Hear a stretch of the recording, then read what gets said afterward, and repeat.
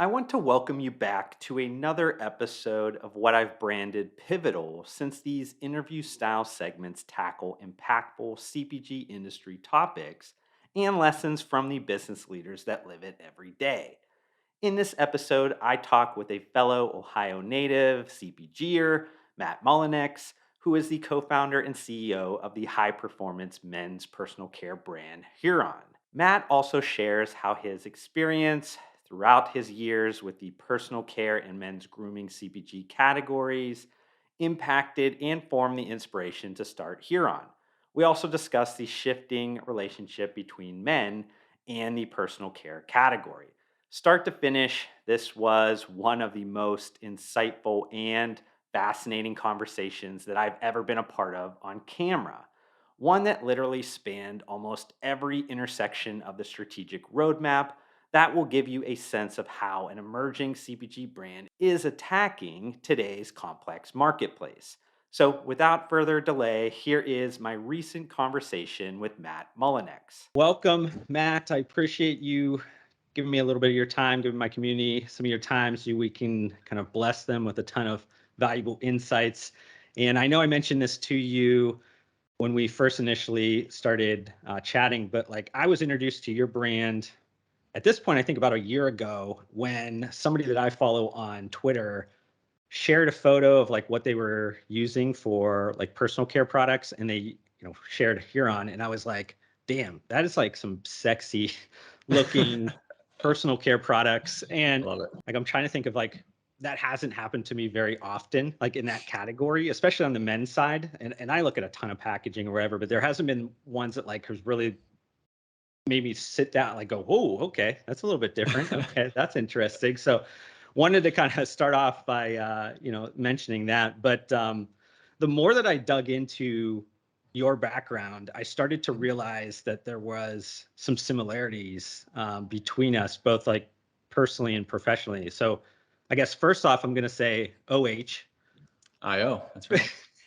A great way to start. Yeah, but both Ohio guys. I grew up Northeast Ohio in Youngstown. You were down in Cincinnati, so we're obviously Yep, the polar opposites in terms of the state. But always the camaraderie that comes with being an Ohio person. You got to show that off a little bit. that's right. Secondly, we both kind of started at least educationally and professionally towards accounting, finance, econ type side before we took a shift over to CPG. So I always think that's another like kind of camaraderie thing, because like coming from that over, it's always interesting because people are like, how did you get into Yeah, CPG? And then the last part, I think there's this aspect of maybe like hindsight, like environment, serendipity type thing that happens where being from Cincinnati and being in like the backyard of Procter and Gamble, now you're in personal care, which I think is kind of interesting. And then like my dad he owned a convenience store. So growing up, that was my first job. So I was like now doing food, beverage, and all that kind of stuff. Like it all kind of makes sense. Like if you put it in reverse, but like when you're doing it, like you're looking at it just from that. You're like, how did I get to where I got? But yeah, it comes um, full circle. yeah, but welcome with that introduction. Yeah, yeah. Thanks, Josh, for having me. I'm super pumped to chat today, and obviously a bunch of similarities. I like to say Ohioans have an irrational passion for Ohio. I think that's even more prominent outside of Ohio. I mean, I probably scream OH 3 times a week on the New York sidewalks, and usually get a fiery response back. So, yeah, always a pleasure to chat with a fellow Buckeye. Yeah, and I don't know if you get this, is like ever since I moved away from Ohio, and maybe this is the only thing people know about Ohio, is that they always ask you about if you're a fan of the Buckeyes and if you went to college at Ohio State, which neither of us went to Ohio State, but it's always when you live anywhere else, that's the first question it seems like anybody ever asks. Yeah, and being from Cincinnati, I get, oh, do you like Skyline chili? And I'm like, I Yeah, actually hate it. But yeah, those are like the two default questions for sure. that's such a love or hate food. You know what I mean? It's I was like, disgusting. I grew up a few times eating it, and I was thinking this is not good. No, But it's not. for whatever reason, that's one of our claim to fame, I guess, in terms of food. But I wanted to kind of shift into talking about some of the relationship that's going on right now with like maybe men in the personal care category, and maybe even like you could broaden it out and include beauty as well. But, growing, I guess, the appearance side of like the wellness dimensions, like, and how, I guess, consumers are looking at wellness maybe holistically, and, they're including that. And you guys are positioned as, at least on your, Instagram, you say like high performance men's grooming products, which I think, aligns you perfectly within that section. But I think we think about maybe what's happening in terms of like the evolution. It's kind of interesting to think like, why shouldn't a man want to look better? Why, shouldn't he be interested in his appearance or what he looks like to other people? And, there's longstanding, I guess, like conditions and things that have happened in terms of the environment that maybe is bringing us to that point. But, Mhm. now that you've been in the category for a few years now, and you've kind of been maybe battling through some of that using storytelling or whatever, I'm kind of interested to see, like, from your viewpoint, maybe where you see the evolution of like men in the category. Yeah, really good question. And maybe just a quick breadcrumb of context just for some of the listeners. I mean, I got into personal care because I was the kid that grew up with bad skin, right? So as an athlete growing up, I tried everything from oxy pads, the Clearasil creams, to you name it. But I was always running from 2-a-days in football to a track meet to AAU basketball games. And like, I felt externally I was very healthy, but I didn't feel like my skin really reflected that necessarily. And I think that was the primary entry point for a lot of guys for a really long time into this category, which was purely problem solution, right? Like, I have acne, I have thinning hair, I have graying hair. I have something and I want to do something to address that issue. Otherwise, this category was full of taboo, right? It's like, oh, like I don't need that for my skin, or I use the same soap to wash my armpits as I do my face, and like that's totally fine. And this was all kind of the same age of like, yeah, I wear the same shirt 4 days in a row. Like, who cares? It's not that dirty, right? But clearly, we've evolved away from that. So the way that we kind of talk about this category for most guys is this is kind of the last domino to fall, right? And I don't think it's a lack of inquiry or a lack of desire to some extent. A lot of guys just don't know where to go. Yeah. Or you've shopped this category on autopilot for 15 or 20 or more years, right? Which is, I walk in on the 29th of every month to Kroger or Walgreens or CVS or Publix or you name it. And the only decision I have to make that day is, am I buying the Carolina Blue Cap Dove for Men or the Spearmint Green Cap Dove for Men, right? Like, that's the extent of your decision making power.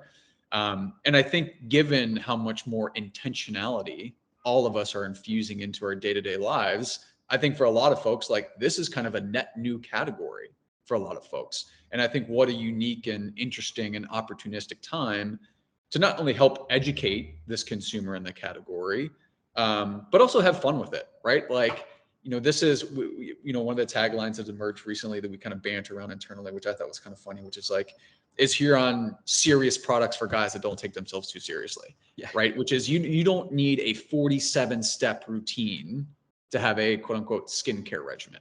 Our goal is to provide the world's best basics so that you can walk out of your house, apartment, you name it, not only looking a little bit better, but feeling better. And that's kind of like where we like to hang our hat is this series of products, our assortment of products, tools to give you a little bit more pep in your step as you walk out of your house each and every day. And I think that's kind of the relationship we've tried to build with this consumer around not only like looking, smelling, but also just feeling your best. So you can start to chalk up some early morning W's.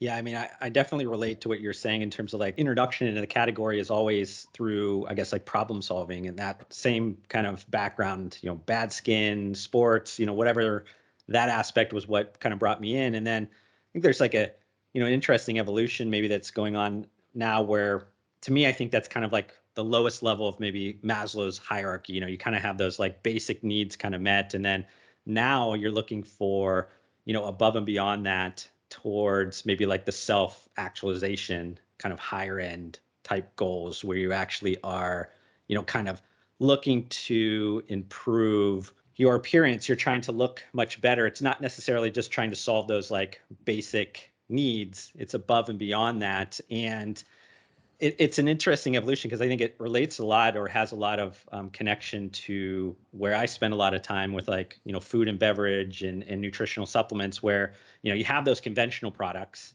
But then you have those like functional or, value added type of products that now are getting a bunch of switching into because people are looking at themselves and saying like, there has to be more to this. There has to be Yep. something above and beyond just solving these basic core problems.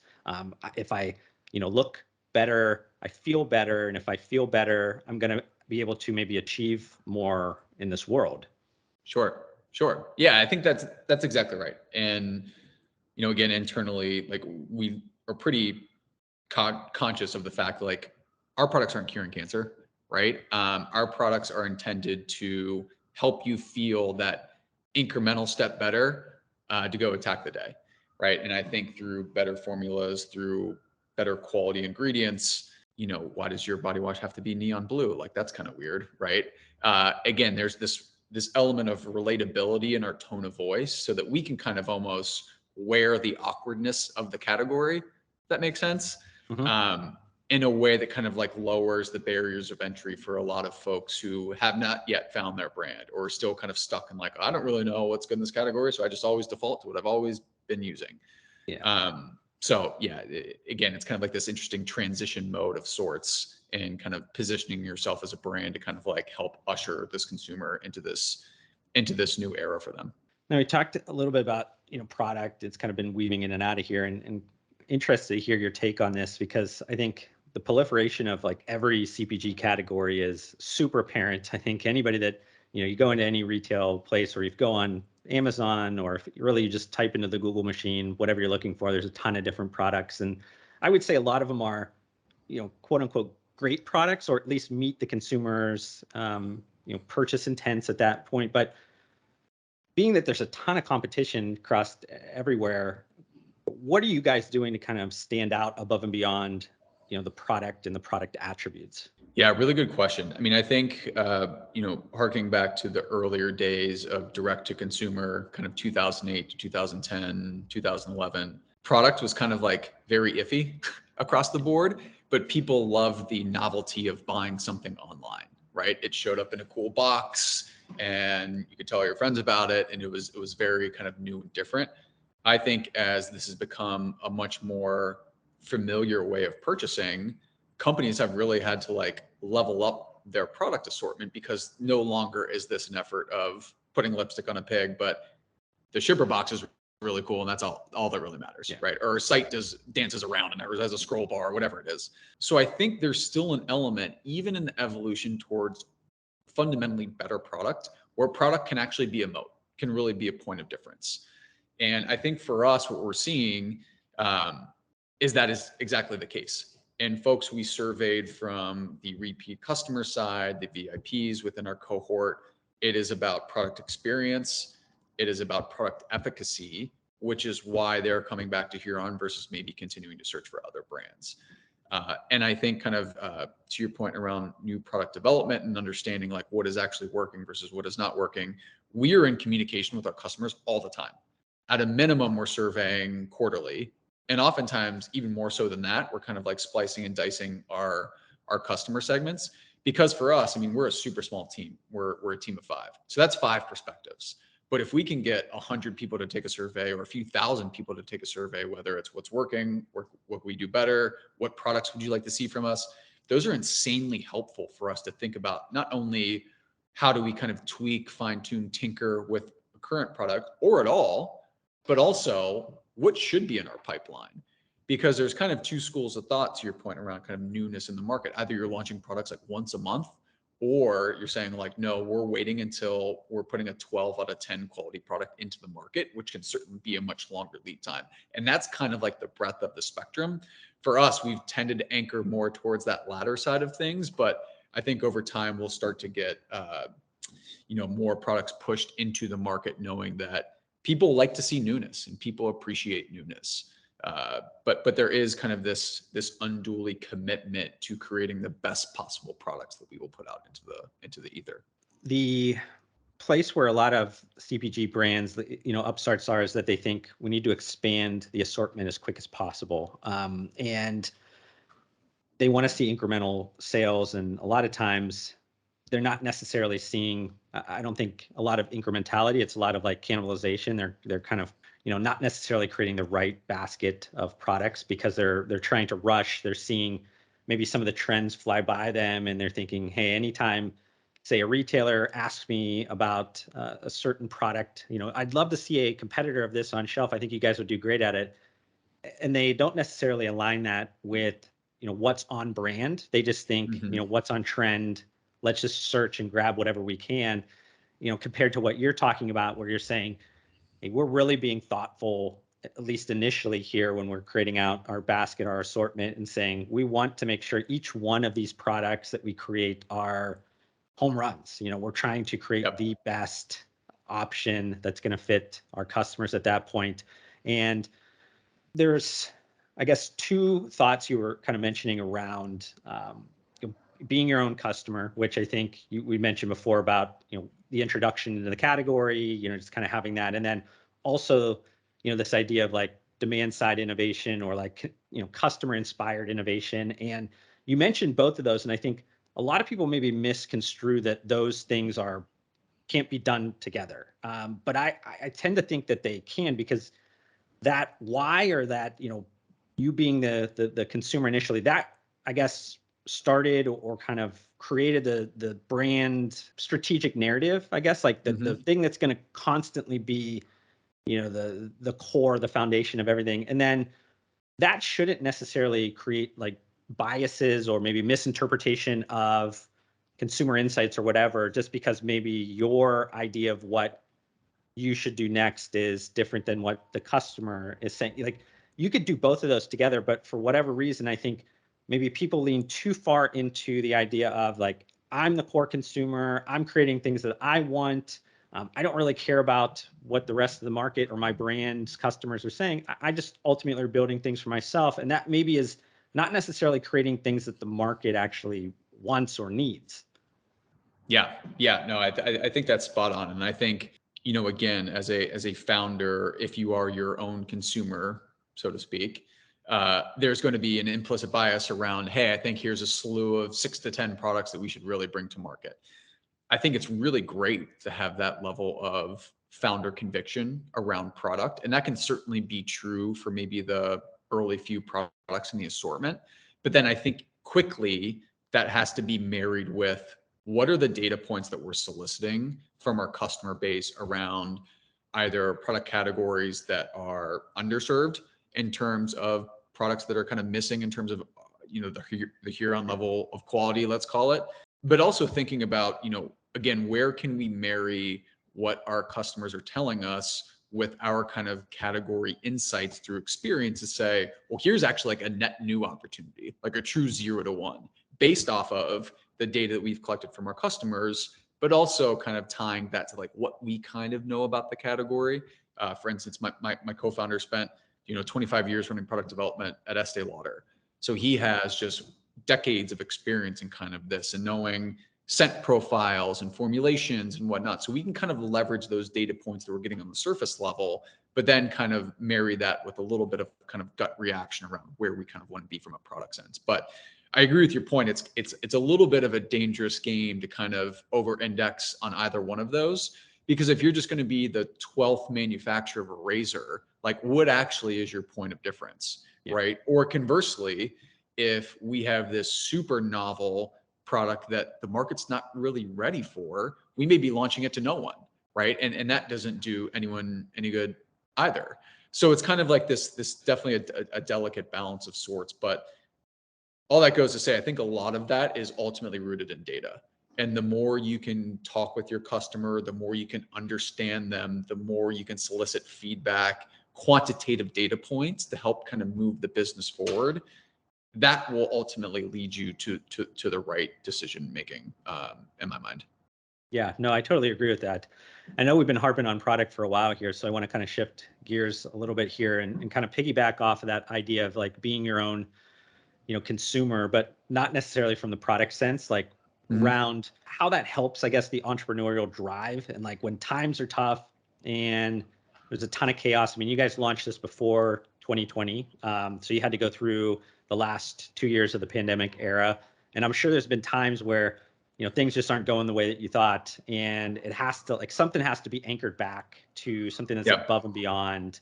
wanting to make money or wanting to, whatever. And I kind of want to, get your sense of like how that all kind of comes together for you. Yeah, I think for me, quite honestly, it's pretty easy. I mean, the fact that I have such an intimate relationship with our customer because, that was me 10, 15, 20 years ago. I kind of wake up every morning knowing for whom we're fighting for, right? Which Yeah. is the guy on Friday nights who's like wandering the CVS being like, man, I hope this cream works, even though I've tried it 7 times before and I'm 0 for 7. I say it's kind of tongue in cheek, but like it's not a fun process to go through. And Huron actually traces its name from a genesis standpoint to it was a street that I was living on in Chicago at the time when my skin issues were at their worst. And I actually had a boss tell me one time, he's like, hey man, like we can't take you to meetings anymore if like you're gonna look like this. And I'm like, oh, that makes me feel fantastic. So when I think about like, yes, there are ups and downs. There were a lot of both over the past 18 months as the world was kind of figuring itself out. And I think for me, one of kind of the consistencies or the infrastructural pieces that was rather unwavering was this notion of fighting for that guy.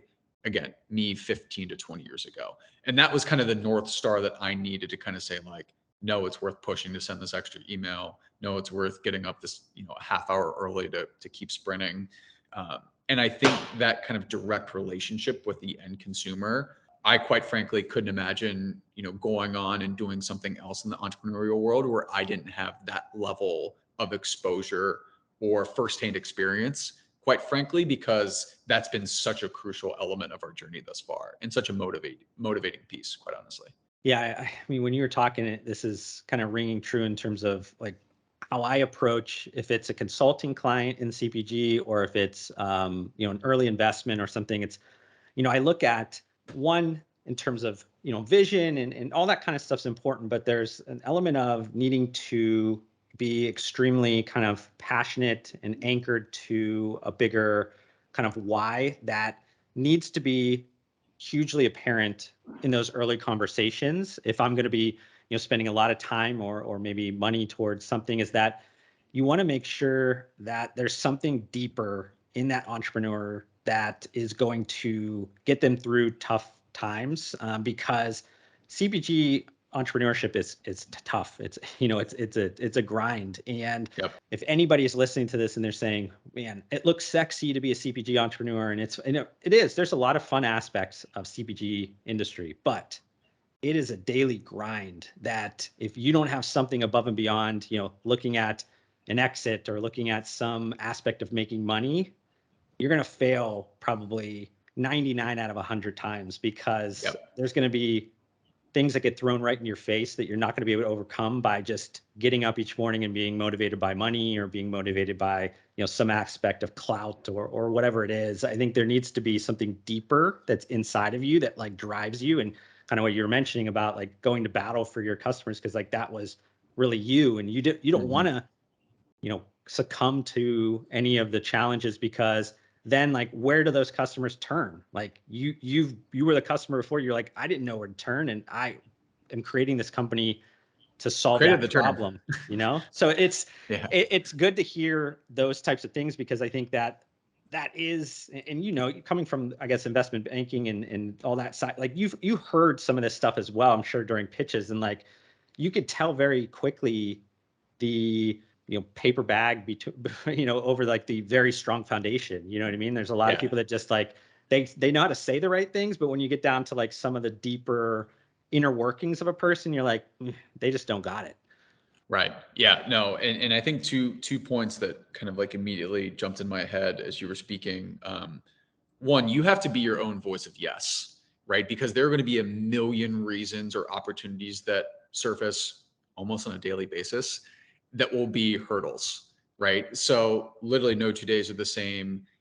And you have to be your own motivating factor to keep pushing the ball forward day in and day out. So I think that's certainly one thing. And that was kind of like the impetus to actually like get into the entrepreneurial ring. Was I was just like, I kept beating around the bush. I kept beating around the bush. And finally someone said, like, look, the timing is never going to be right, like ever. But like you have to be the voice of yes. And I was like, that's a really good point. Like, I'm in. And once I told one person that this is what I was working on, like you get the domino effect, Yeah. right? And secondly, kind of the motivating factor. I mean, if you're motivated by money, like this is definitely not the journey for you. I think you have to be motivated by the grind, quite frankly.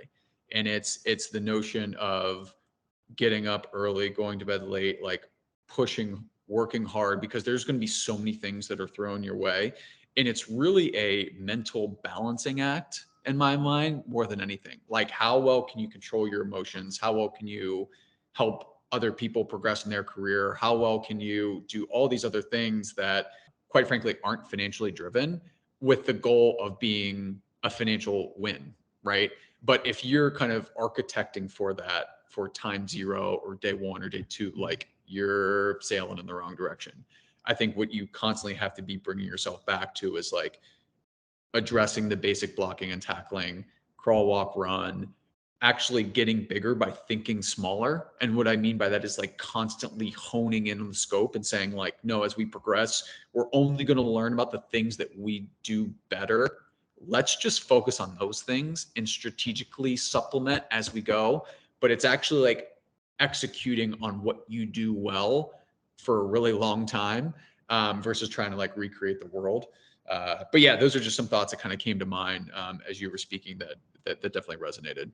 And I want to kind of transition. You're mentioning, some of the challenges, and I think what we just talked about. One of the big challenges with direct-to-consumer brands right now is that happened with like the iOS kind of changeover, and you've probably had to approach maybe your sales channel strategy a little bit differently currently, and I know that this maybe even goes into a current, upcoming challenge, something that, I've been warning, I think a lot of CPG founders and entrepreneurs about lately is that, the access to capital, I think at this point is going to be restricted, immensely. I think a lot of these, VC firms or wherever you're kind of getting capital from are looking at their portfolio companies and saying, we need to, shore them up. We need to make sure they're good over trying to, add more risk and more risk and more risk.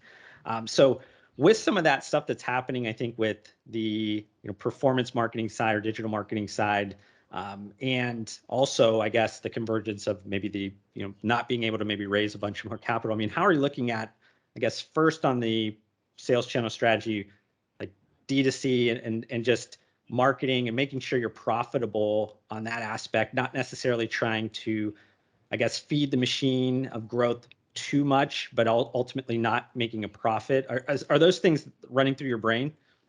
Oh, all the time. I mean, I think there's a pretty big dichotomy as well between the element of growth and growing at all costs, right? Which I think the latter being kind of very much in vogue from, I'm gonna call it like 2013 to 2015 or 16, up until like pretty recently, quite frankly.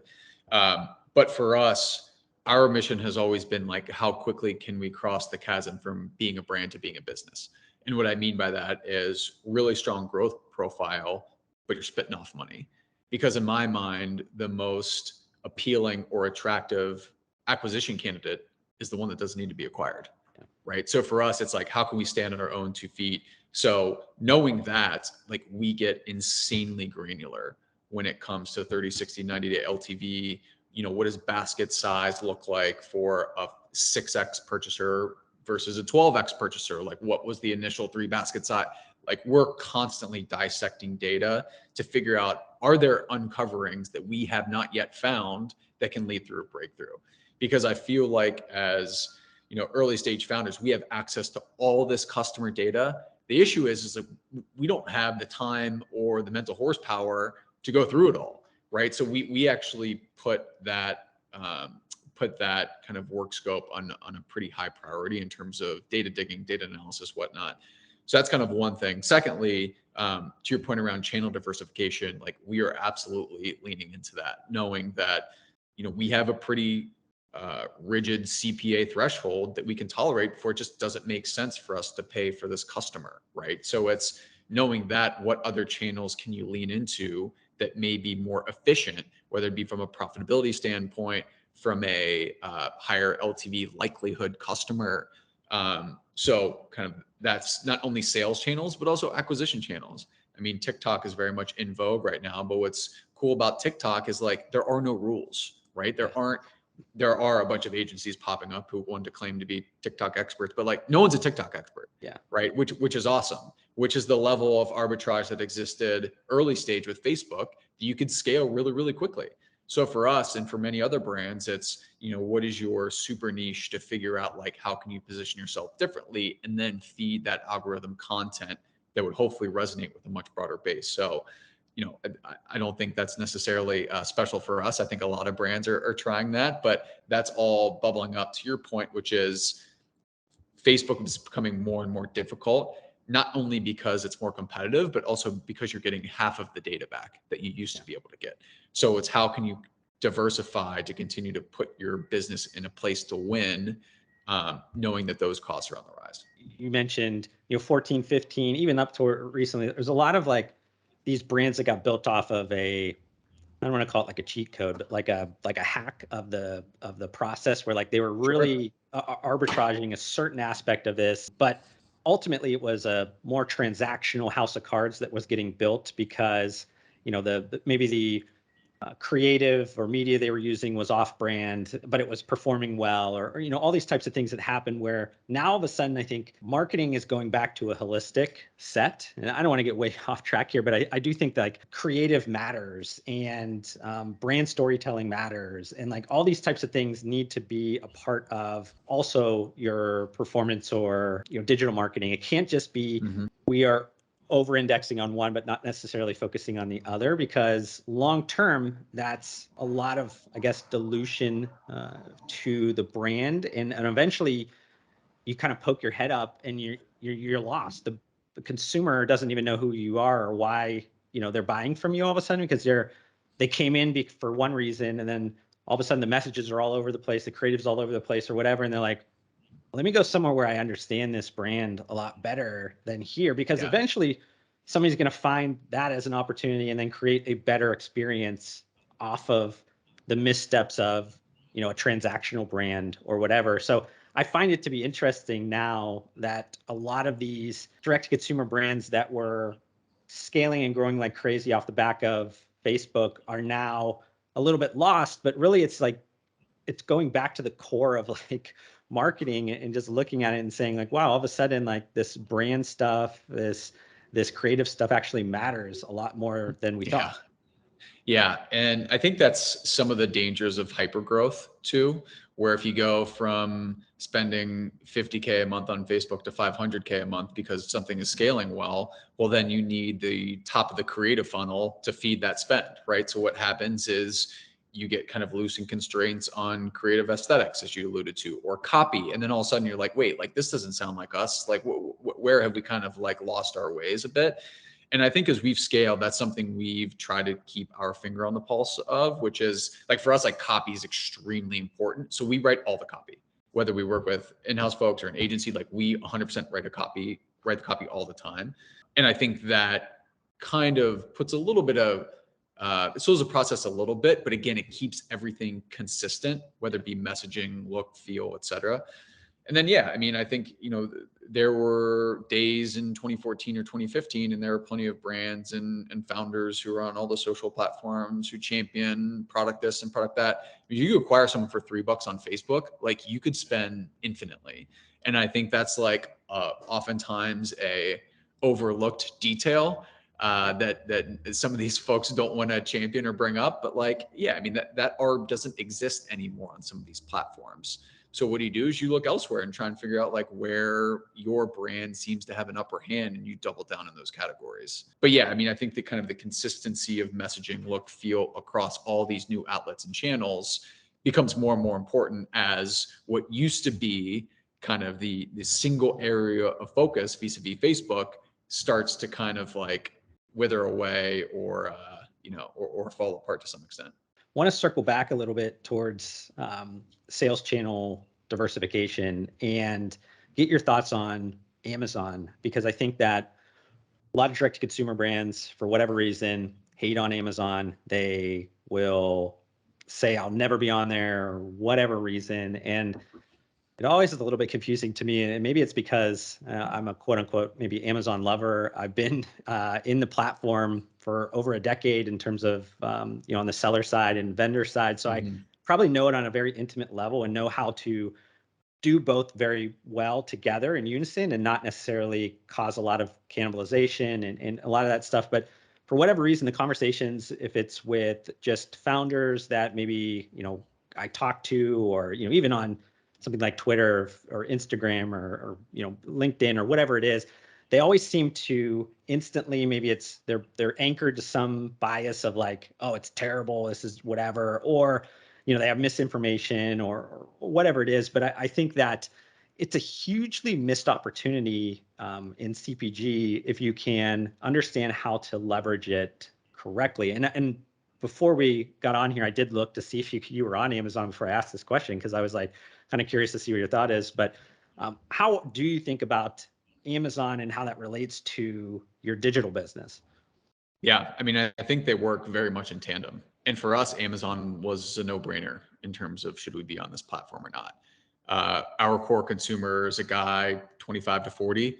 So if you're a single guy living in Columbus, let's call it, and you're on Amazon buying paper towels and toothpaste and something else, like for us not to be there, which is essentially digital point of sale, for me was like a huge miss.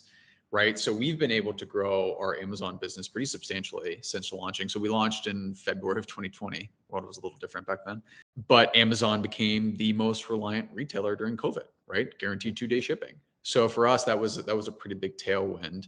And we have grown that business pretty substantially. But the way that we look at Amazon and our D2C business, we look at them individually in a vacuum, but then we look at total marketing spend, because the customer journey today varies so differently across each consumer, right? Like you may get served an Instagram ad, then Google the brand, then see we're on Amazon, then read Amazon reviews, then forget about us, then get served another Instagram ad, go to the site and buy, right? Like that's nearly impossible to track. So for us, like we're managing touch points and kind of looking at total spend versus what we're driving across both platforms, but also measuring kind of both platforms' efficiency ratings separately. But all in all, huge opportunity for us and something we've leaned into from a really early point in our business trajectory. Easy stat to point to, any entrepreneur is the fact that, Amazon, I think over 50% of product searches start on Amazon. And for most CPG brands, the product listings get more hits than their websites. So most people are going on and their first, I guess, learning of your brand is usually through Amazon. And if they type in your brand, you're not there, Amazon is obviously smart enough to serve you something that is as close of a substitute as Totally. possible. And if you're in that moment of purchase desire of like, I need to buy something, then you're losing out on a ton of opportunity to get in front of those customers because of all that non-branded search that happens, and it just kind of natural customer journey that kind of goes into there. But it's super interesting that a lot of brands don't necessarily look at it that way. They want to hold all the cards, they want all the customer data. They're so scared of maybe Amazon coming in and creating a private label or whatever, which is, and it's kind of weird to think about, because any retailer, anywhere you go, people are trying to Totally. probably knock you off. I mean, even if it's not private label, it's some other premium brand. It could be, somebody you talked to a week ago that's going to knock off your stuff. It could be somebody you're following you on Twitter or whatever. It's like constantly people are looking to kind of, gain something in the market. So I don't know if there's, much merit to, some of those kind of concerns.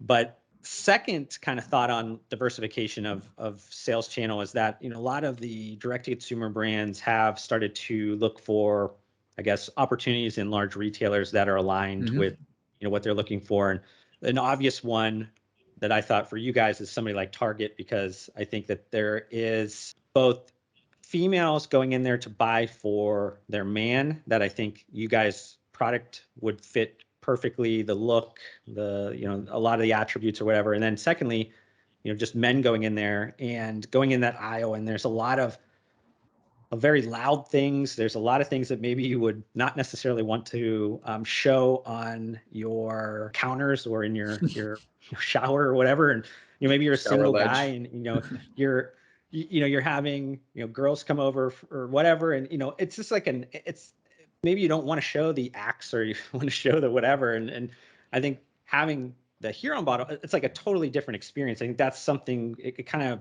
relates to maybe like the method, dish soap or whatever, where you like, it looks like something you would want to keep on your counter. And Right. you wouldn't be embarrassed that if somebody came over, you'd be like, oh, like I better hide this underneath my Yeah. sink. Yeah. I mean, for us, I've always firmly believed that Huron is a brand that can live offline and on shelf. I think for us, it's just a matter of timing, quite frankly. As a bunch of D2C brands rush, quite frankly, to get on shelf to fight against rising acquisition costs on digital, I don't think there's a lot of behind the scenes arithmetic that goes into A, what it takes to be successful on shelf, and B, the repercussions if you're not successful on shelf. So what I mean by that in kind of the first bucket is, you have to budget for end caps and sampling and TPRing and being competitive, because you're oftentimes viewed in that first 90 days as to whether or not you're going to win on shelf or not. And then secondly, if things don't go as swimmingly as planned, you may get hundreds of thousands of dollars in chargebacks from products that didn't move. Yeah. And that can absolutely crush a business. So for us, again, it's something that we're extremely passionate about. It's a matter of timing. It's a matter of finding the right retail partner. And I always get a little bit of hesitation as like the world moves in one direction pretty adamantly and pretty quickly. Like, is that a sign to say like, whoa, maybe we should be pumping the brakes and kind of looking elsewhere? My own 2 cents in kind of brick and mortar retail or wholesale, it's very difficult to kind of make someone aware of your brand, quickly educate them, and then sell them on shelf in like 3 seconds. Yeah. So the longer that we can kind of work to supplement D2C Amazon channels with other interesting strategic opportunities while we're building brand awareness behind the scenes, does that make more sense for us than 6, 12, 18 months from now to go on shelf versus like tomorrow? And I would venture to say that the answer is yes. But it's definitely it's exciting, and it can loop you in, because all of a sudden you get this big PO right out of the gates for however many hundreds of stores, and you're like, oh man, like that's amazing for cash flow. But you also have to sell through those products at a pretty quick clip for that retailer to be excited. Yeah, I'm glad that you brought up a few of those points, because I think that there's, a ton of costs, both from a direct perspective, as you mentioned, a lot of trade costs and things you need to do to kind of help support the retail environment. Also, structurally within your organization, when you do make that decision to go and step into wholesale deeply, that usually then changes the structure organizationally of the company. You need more salespeople, especially if you're Totally. very much a direct to consumer or a digital business, where a lot of it is maybe marketers or those types of structure, where you have to kind of change that, because you need to have individuals actually be out in the field and support and be able to make sure that a lot of those trade spends, if it's end caps or whatever, actually getting executed correctly. And then, you have to actually visit the stores and, check on things and make sure everything's good. Secondly, talking about that downside risk. I mean, I think a lot of people don't want to let their mind get to that, of like, what happens if the product doesn't get pulled off shelf? Like, what does it happen? Because there's a real cost that's involved with that, but people don't ever really bake that into the model, because be it overconfidence or ego, whatever. Like, it would never happen to me. Like, why would I have to worry about this? But it happens a lot more times than it doesn't happen. And I think that that's, something that I thought was really cool that you brought up, because I think those things maybe don't get thought of enough. And then thirdly, you mentioning the whole wave is going in one direction. And because that whole wave is going in that direction, all of those buyers, all those retailers, they know that they can push the limits on what they ask for you to be that vendor, because they know that if you don't say yes, they just go to the next person, go to the next person, to go to the next person. So from just a cost layers of like what you would have to actually have to be on shelf currently would be elevated, unless maybe you wait a little bit, be patient, and be kind of more thoughtful in terms of that approach, and not just saying we need to rush into this. There's probably another way to get to our current answer we need to get to without doing something that's super costly right now. So I just loved all those points, because I think that those are really a culmination of like things that founders need to think about when they are shifting from online to offline. Yeah, I mean, It's an unfortunate truth, but you have to bake in a little bit of a downside scenario, right? Yeah. And if you go all in on some of these retailers, whether it be a pretty substantial regional test or a national rollout, and it doesn't go well, like that can be end of the game for some companies, which is a very like morbid thing to say, but it's true. So it's just something that we've been thinking about. We have a high degree of conviction on our kind of current trajectory across D2C growth in Amazon, but certainly kind of like always an evaluation of right partner, right time, right opportunity. Well, Matt, I won't take up any more of your time. This was a blast. I had a ton of Yeah, fun talking. I think we kind of got into some nooks and crannies that I think are super valuable. I think a lot of people that are watching this or listening to this is going to get a ton of value out of our conversation. So I do want to just thank you for giving me and my community some time. yeah, absolutely. Thanks so much, Josh, for having me. It's fun. I hope you enjoyed this YouTube video. If you did, consider hitting the like button to support me. Also, help me get to my short term goal of 2,000 subscribers by hitting the subscribe button. I'd love to see you join me on this journey, but we need to fix the fact that three-fourths of you that are watching this YouTube video right now are not subscribed to my channel, and that makes me extremely sad. But I do want to thank you for tuning in, and I'll see you on the next one.